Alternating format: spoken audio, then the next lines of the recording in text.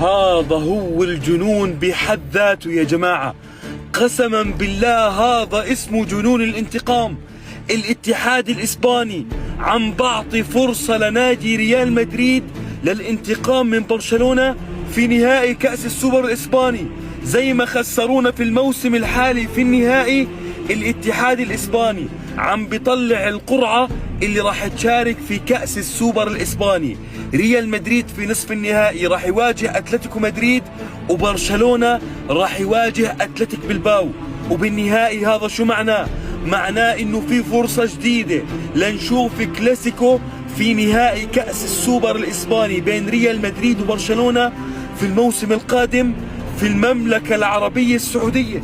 خسرونا الموسم الحالي 5-2 في نهائي السوبر الإسباني.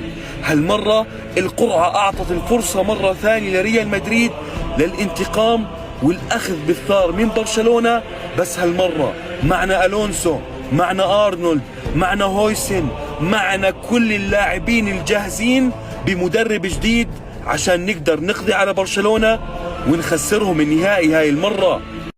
أعتقد أنها ليست قرعة.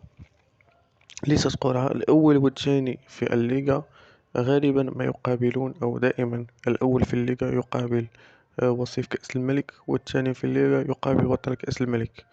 لكن هذه المرة الأول والثاني في الليغا هما الريال وبرشلونة، والذي وصل لنهائي كأس الملك هما الريال وبرشلونة.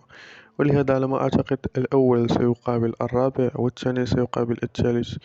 ريال مدريد ضد أتلتيكو وبرشلونة ضد أتلتيكو بلباو، وهذا ما أعتقد.